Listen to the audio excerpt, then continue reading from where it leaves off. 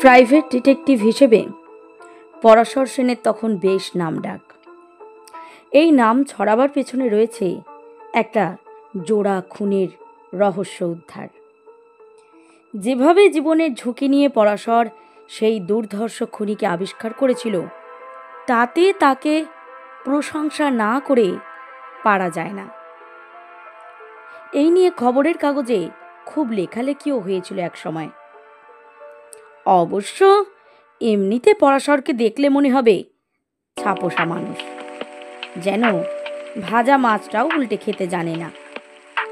কিন্তু ডিটেকটিভ হিসেবে তদন্তের কাজে ওর বুদ্ধি যেন ক্ষুরোধার হয়ে ওঠে।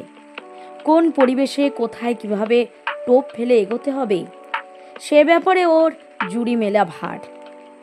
গড়িয়ার কাছে বড় রাস্তার ওপরই পরাশরের অফিস। অফিস মানে ছোট্ট একটা ঘর, বেশ সাজানো গোছানো। সেখানে হারু নামে একটা ছোকরা সারাদিন ঘর খুলে বসে কাটায়। প্রয়োজনে অপ্রয়োজনে 5 ফরমাস খাটে, চা ফা এনে দেয়। অফিসে কে এলো না তা নোট করে রাখে। এছাড়া কখনো বা ব্যাংকে যাওয়া, পোস্ট অফিসে যাওয়া, কাউকে কোনো চিঠি দিয়ে আসা ইত্যাদি সব কাজই হারুকে করতে হয়। পরাশরকে গোয়েন্দাগিরির কাজে সারাক্ষণই ঘোরাঘুরি করতে হয়। সেদিনও ছুটোছুটির কাজ ছেড়ে সন্ধ্যা নাগাদ পরাশর অফিস ঘরে এসে ঢুকেই দেখল হারু একটা টুলের ওপর বসে ঝিমুচ্ছে। কি রে হারু, উঠছিস? কেমন যেন চমক ভেঙে লাফিয়ে ওঠে হারু। হ্যাঁ আগে না স্যার, আসলে আসলে স্যার সারাদিন একা একা বসে ঘুম পেয়ে গেছিল। তা অবশ্য ঠিক, তোকেও আর দোষ দিয়ে লাভ নেই। সারাদিন ওরকম বসে থাকলে ঘুম পাওয়ারই কথা। আচ্ছা ঠিক আছে, একটা কাজ কর দেখি, খাতাটা দে, কে কে এসেছিল একবার দেখে নিই। আগে স্যার আজকে কেউ আসেনি, একটা মাছিও না স্যার। সে কি রে, কেউ না? হারু আবার বোকার মতো তাকায়, মাথা চুলকোয়। ঠিক আছে, তাহলে একটু চাই নিয়ে আয়, চাটা খাইয়ে তুই বাড়িও চলে যেতে পারিস। মিছিমিছি বসে থেকে আর কি করবি? হারু চায়ের কেটলিটা হাতে নিল, তারপর ছুটে গিয়ে চা নিয়ে এসে পরাশরকে একটা কাপে ঢেলে দিল, নিজেও একটু নিল। তারপর চা খাওয়া হয়ে গেলে বোকার মতো একটু হাসলো আবার। কি হলো, হাসছিস যে? বললাম তো তুই যেতে পারিস, আমি বরং আরেকটু বসেই যাই, চাবিটা এখানে রেখে যা। হারু তাই করে, চাবিটা রেখে চলে গেল। পরাশর ঘড়ি দেখল, সবে 7টা, তার মানে এখনো সন্ধ্যাই বলা যেতে পারে। চেয়ারে হেলান দিয়ে পা দুটো সামনের দিকে টেনে লম্বা করে ছড়িয়ে বসে রইল খানিকক্ষণ। তারপর হঠাৎ কি খেয়াল হলো, নতুন কেস হিস্ট্রির ফাইলটা পাশের র্যাক থেকে টানতে গিয়ে দরজার দিকে চোখ পড়ে গেল, আর সঙ্গে সঙ্গে চমকে উঠল। পর্দার ওপাশে কেউ যেন একজন দাঁড়িয়ে। কে? টান টান হয়ে বসে জিজ্ঞেস করে পরাশর। বাইরে থেকে কেমন একটা মিনমিনে গলা, ভেতরে আসতে পারি স্যার?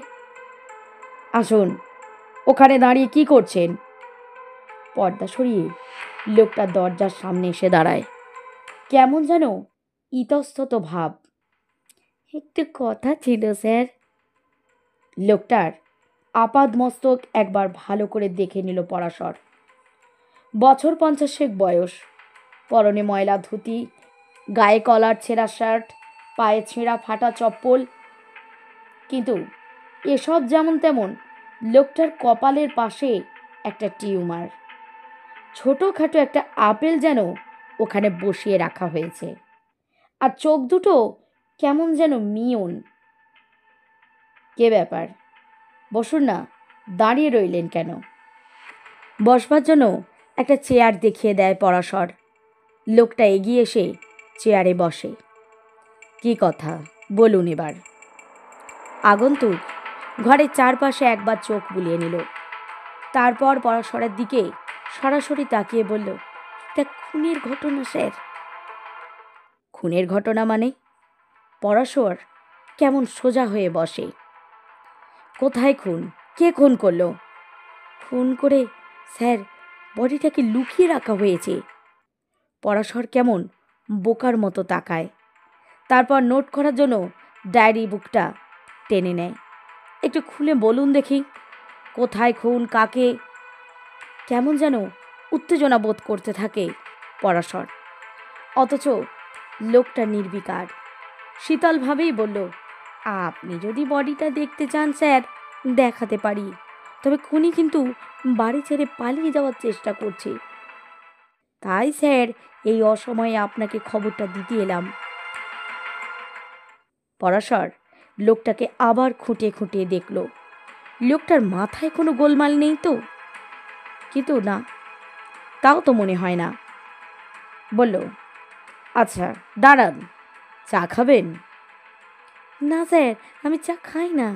তাছাড়া স্যার, এদিকে যদি দেরি করেন লোকটা কিন্তু পালিয়ে যাবে। আজ রাতের ট্রেনেই ও বোম্বাই পালিয়ে যাবে ঠিক করেছে। টিকিটও কাটা হয়ে গেছে ওর। পরাশর বলল, কিন্তু ব্যাপারটা একটু খুলে বলবেন তো, ঘটনাটা কোথায় ঘটেছে, কে সে? বেশি দূরে নয় স্যার, এই গড়িয়াতেই, খালের ধারে একটা বহুকালের পুরনো বাড়িতে। ঠিকানা বলুন। ঠিকানা বলল লোকটা। পরাশর চটপট তা লিখে নিল। বেশ, এবার বলুন কে খুন হয়েছে আর কেই বা খুন করেছে? কি নাম তার? যে খুন করেছে স্যার, তার নাম শ্রীদাস, মানে চণ্ডীদাস। মহাফেরেজবাজ লোক, ডেঞ্জারাস। বটে, কাকে খুন করেছে? আগে স্যার, ওরই এক পার্টনার অম্বিকা রায়কে। টাকা পয়সা নিয়ে দুজনের মধ্যে অনেক দিন ধরেই ঝগড়া চলছিল। আজই স্যার সকালে নিজের বাড়িতে অম্বিকাকে ডেকে নিয়ে গিয়ে মৌকা বুঝে খুন করে। আজ সকালে? কিভাবে খুন করলো? বাড়িটা স্যার এমনিতে খুব নির্জন, চণ্ডী ছাড়া আর কোনো লোক থাকে না ওখানে। দুজনে ঘরের ভিতর বসে কথা বলছিল। হঠাৎ সুযোগ বুঝে চণ্ডী একটা চপার দিয়ে ওর মাথায় একটা কোপ মারে, আর তাইতেই স্যার। বটে, তা আপনি জানলেন কি করে? আপনি কি দেখেছেন? লোকটা কি যেন একটা উত্তর দিতে যাচ্ছিল, আর ঠিক তখনই কেলেঙ্কারি। টুক করে আলোটা নিভে গেল। পরাশর জানালা দিয়ে বাইরের দিকে তাকিয়ে বুঝল লোডশেডিং। লোকটা বলল, আমি তাহলে চাই স্যার, খুনের খবরটা আপনাকে দেওয়াই আমার উদ্দেশ্য ছিল। এবার আপনি যা ভালো বুঝবেন করবেন। বলতে বলতে লোকটা উঠে দাঁড়িয়েছে টের পেল পরাশর। সে কি মশাই, কোথায় যাচ্ছেন? কথাই তো হলো না। স্পটটা দেখাবেন তো আমাকে। সেখানে আমার যাওয়াটা ঠিক হবে না স্যার, আপনি একাই চলে যান। এখনই গেলে চণ্ডীবাবুকে পেয়ে যাবেন, ওকে জিজ্ঞেস করলেই সব জানতে পারবেন। টুক করে ঘরের পর্দা সরিয়ে বেরিয়ে গেল আগন্তুক। পরাশর কেমন বোকার মতো তাকিয়ে রইল, তারপর উঠে দাঁড়ালো ঘরের ভিতর। এভাবে এখন বসে থাকারও মানে হয় না। একটু কি ভেবে জানালা বন্ধ করে দিল, তারপর বেরিয়ে এলো ঘরের বাইরে। চারপাশে তাকালো, না, লোকটা উধাও। অদ্ভুত ব্যাপার, পাগল না তো? হঠাৎ করে এসে একটা মার্ডারের কথা শুনিয়ে গেল, অথচ চোখে মুখে ওর বিন্দুমাত্র উত্তেজনা নেই।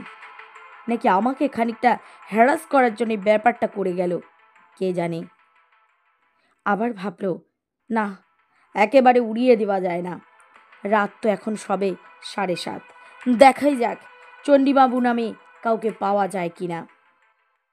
ঘরে তালা লাগিয়ে ডায়েরিটা হাতে নিয়ে বেরিয়ে পড়ল পরাশর। আর রাস্তায় পা দিয়ে খানিকটা এগোতেই আবার আলো জ্বলে উঠল চারপাশে। যাক বাবা, বাঁচা গেল। অল্পের উপর দিয়েই লোডশেডিং কাটল। তারপর হাঁটতে শুরু করে পরাশর। এ রাস্তা সে রাস্তা করে শেষটায় নম্বর মিলিয়ে সে হাজির হলো চণ্ডীবাবুর বাড়ির সামনে। আবার ঘড়ির দিকে তাকালো, 8টা বাজতে মিনিট 10 বাকি। কিন্তু এরই মধ্যে পাড়াটা কেমন যেন ঝিমিয়ে পড়েছে, নিস্তব্ধ। বাড়িটার দিকে তাকালো। বহু পুরনো আমলের বাড়ি, দেওয়াল ফুঁড়ে গাছ গজিয়ে আছে। সামনের দিকে বাগানের মতো অনেকখানি জায়গা, ঝোপ জঙ্গল ভরে রয়েছে। কেউ যে এরকম একটা ভাঙাচোরা বাড়িতে বাস করে ভাবাই যায় না। পরাশর দেখল বাড়ির সব কটা দরজা জানালাই বন্ধ, তবে পাশের দিকে একটা ঘরে যে আলো জ্বলছে সেটাও বোঝা যাচ্ছে। ধীরে ধীরে এগিয়ে গিয়ে কলিং বেল টিপল পরাশর, আর কিছুক্ষণের মধ্যেই দরজা খুলে গেল। কে? পরাশর দেখল মধ্যবয়সী একজন লোক, পরনে প্যান্ট শার্ট, পায়ে শু, একটু যেন ব্যস্ত সমস্ত ভাব। আমি একটু চণ্ডীবাবুর সঙ্গে কথা বলতে যাই। বলুন কি দরকার? আমার কিন্তু একদম সময় নেই, ট্রেন ধরতে হবে। পরাশর বলল, আপনি যে বোম্বে মেল ধরবেন সেটা আমি জানি। ট্রেন কটায়? ভদ্রলোক কেমন যেন একটু চমকে উঠলেন। তার মানে কে আপনি? আপনি কি করে জানলেন আমি বোম্বাই যাচ্ছি? পরাশর মাথা ঠান্ডা রাখে, না দেখুন, বোম্বেতে আপনি কদিন থাকবেন, কোথায় উঠবেন, এসবও আমার জানা দরকার। চণ্ডীবাবুর চোখে মুখের চেহারাই যেন পাল্টে গেল। এক পলক ভ্রু বাঁকা করে পরাশরের দিকে তাকালেন। এসব আপনি জিজ্ঞেস করার কে? কে আপনি? এরকম পরিস্থিতিতে কিভাবে কথা বলতে হয় পরাশরের জানা। বলো, দেখুন চণ্ডীবাবু, আপনাকে একবার আমার সঙ্গে থানায় যেতে হবে, সেখানেই জানতে পারবেন আমি কে। What do you mean? থানায় কেন? কি করেছি আমি? যান যান মশাই যান, থানা দেখাবেন না, আমার এখন সময় নেই একদম, যান। বলতে বলতে ভদ্রলোক আবার ঘরের ভেতর ঢুকে পড়লেন। পরাশর কেমন বোকার মতো তাকিয়ে রইল। সন্দেহটা মাথার মধ্যে বেশ দানা বেঁধে উঠল। কিছুতেই লোকটাকে এখন হাতের বাইরে যেতে দেওয়া ঠিক হবে না, কিন্তু সঙ্গে সঙ্গে আবার মনে হলো ও তো একদম খালি হাত পা, আবার লোকটা তো খুনি আসামি, ও না পারে হেন কাজ নেই। টুক করে ঘরের আলোটা নিভে গেল। নিভে যেতেই চমকে উঠেছিল পরাশর। চণ্ডীবাবু একটা সুটকের সাথে ঘরের ভেতর থেকে বেরিয়ে এলেন। ও কি, এখন আপনি দাঁড়িয়ে আছেন? বললাম জরুরি কাজে আমাকে বাইরে যেতে হচ্ছে, এখনই না বেরোলে ট্রেন ধরতে পারবো না। বলতে বলতে ভদ্রলোক ঘরে তালা লাগিয়ে সুটকের সাথে সদরের দিকে এগিয়ে গেলেন। পরাশর কি করবেন বুঝতে পারে না। লোকটাকে কি ফলো করা উচিত? আবার মনে হলো ফলো করে কি লাভ, তার চেয়ে থানাতেই যাই, থানাকেই ব্যাপারটাকে জানানো দরকার। হঠাৎ পেছন থেকে কার একটা গলার আওয়াজ। স্পটটা দেখে যাবেন না স্যার? কে? পরাশর চমকে উঠে পিছনে তাকিয়ে দেখে, আরে ওই তো সেই লোকটাই, খানিক্ষণ আগে ওর চেম্বারে গিয়ে খুনের খবরটা ওকে দিয়ে এসেছিল। আপনি? হ্যাঁ স্যার, আমি। চণ্ডী তো আপনাকে পাত্তাই দিল না দেখলাম, ওতে একটা ট্যাক্সি চেপে শটান হাওড়ার দিকে চলে গেল। আপনি কোথায় ছিলেন এতক্ষণ? লোকটার সেই মিয়ন চোখ। আসুন না, জায়গাটা আপনাকে দেখিয়ে দিই, খুন করে কোথায় মাটি চাপা দিয়ে রেখেছে, দেখে যান। বাড়ির পেছন দিকে এগিয়ে যেতে থাকে লোকটা। পরাশরও ওর পিছু নেয়। এককালে এদিকে বাগান ছিল বোঝা যায়, এখন বাগানের বদলে জংলা গাছে ঠাসা। বাউন্ডারি ওয়ালটা এদিকে বেশ উঁচু। এই বাউন্ডারি ওয়ালের ওপাশেই খাল আছে স্যার। তাই বুঝি? আর ওই কোণের দিকে দেখুন স্যার। লোকটা আঙুল তুলে দেখায়।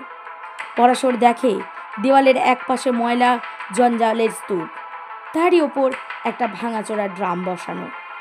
ওই যে স্যার ময়লা ফেলার ড্রামটা দেখা যাচ্ছে, ওটা একটু সরালেই দেখা যাবে গর্ত খোঁড়া হয়েছিল, বডিটাকে একটা বস্তায় ভরে ওখানে পুঁতে রাখা হয়েছে। পরাশর এগিয়ে গেল ড্রামটার কাছে। ড্রামটা সরাবার জন্য হাত বাড়াতেই লোকটা হাঁ হাঁ করে উঠল, না না স্যার, আপনি হাত দেবেন না, আগে পুলিশকে আসতে দিন, পুলিশের সামনেই বডিটা বার করা ভালো। পরাশর হাত সরিয়ে নিয়ে পিছিয়ে এলো। পুলিশকে তাহলে এখনই খবরটা দিতে হয়। পুলিশ এখনই এসে পড়বে স্যার, ওই তো জিপের শব্দ পাওয়া যাচ্ছে। হ্যাঁ, একটা গাড়ি আসার শব্দই যেন পাচ্ছে পরাশর। সদর গেটের দিকে এগিয়ে গেল। সত্যিই একটা পুলিশ ভ্যানই এগিয়ে আসছে। আশ্চর্য, পুলিশও জেনে গেছে তাহলে। কিছুক্ষণের মধ্যেই গাড়িটা এসে গেটের সামনে দাঁড়ালো। ভ্যান থেকে নেমে এলেন ওসি। এই যে পরাশরবাবু, কি ব্যাপার, তলব করেছেন কেন? পরাশর একটু অবাক হয়। তলব করেছি? কই, আমি না তো। তবে আপনারা এসে পড়ায় খুব ভালো হয়েছে। সে কি মশাই, খানিকক্ষণ আগে কে ফোন করলো আমাদের? খুব জরুরি দরকার, আপনি অপেক্ষা করছেন, ফোর্স নিয়ে এক্ষুনি এই ঠিকানায় চলে আসতে বলেছেন আপনি। কেমন রহস্যময় লাগে পরাশরের, কিন্তু তখন আর ওসব কচকচি বাড়িয়ে লাভ নেই। বলল, এ বাড়িতে ভীষণ একটা গোলমেলে ব্যাপার ঘটে গেছে।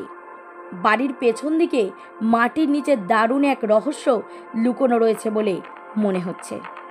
তাই নাকি? কি রহস্য? চলুন তো দেখি। খোঁড়াখুড়ি শুরু হয়ে গেল। ড্রামটা সরিয়ে খানিকটা মাটি খুঁড়তেই বেরিয়ে পড়ল বস্তাবন্দি একটা মৃতদেহ। টেনে উপরে তুলে আনা হলো বডিটাকে। তারপর টর্চের আলোর মধ্যে বস্তাটা কেটে সরাতেই চমকে ওঠে পরাশর। পরনে ধুতি, গায়ে শার্ট, আরও আশ্চর্য, লোকটার কপালের পাশে সেই আপেলের মতো টিউমারটাও। কি হলো? পরাশর চারপাশে তাকায়, কিন্তু এতক্ষণ যে লোকটার সঙ্গে ও কথা বলল সে কোথায়? কার কথা বলছেন? কার কথা বলছেন? পরাশর এবার ভয়ে ভয়ে তাকায়। জানেন ওসি, অবিকল এরকম চেহারার একটা লোক আমার চেম্বারে গিয়ে খুনের ঘটনার খবরটা দিতে গিয়েছিল। আবার কিছুক্ষণ আগেও লোকটা এখানে এসে আমার সঙ্গে কথা বলে গেছে। অবিকল এই চেহারা, এরকম ধুতি, শার্ট, কপালের টিউমারটাও। তার মানে আপনি বলছেন? বিশ্বাস করুন ওসি, আমার মনে হচ্ছে এই লোকটার আত্মাই আমাকে এখানে টেনে এনেছে। থানায় যে ফোনটা গিয়েছিল সেটাও বোধহয় ওরই কীর্তি। তাই নাকি? পুলিশ অফিসারও কেমন বোকার মতো হাঁ করে তাকিয়ে রইলেন। তারপর সোজা হাওড়া স্টেশনে। বম্বে মেলেই পাওয়া গেল চণ্ডীকে। তাকে ধরে নিয়ে যাওয়া হলো থানায়। পুলিশের কাছে চণ্ডী স্বীকার করল বন্ধুকে সেই হত্যা করেছে।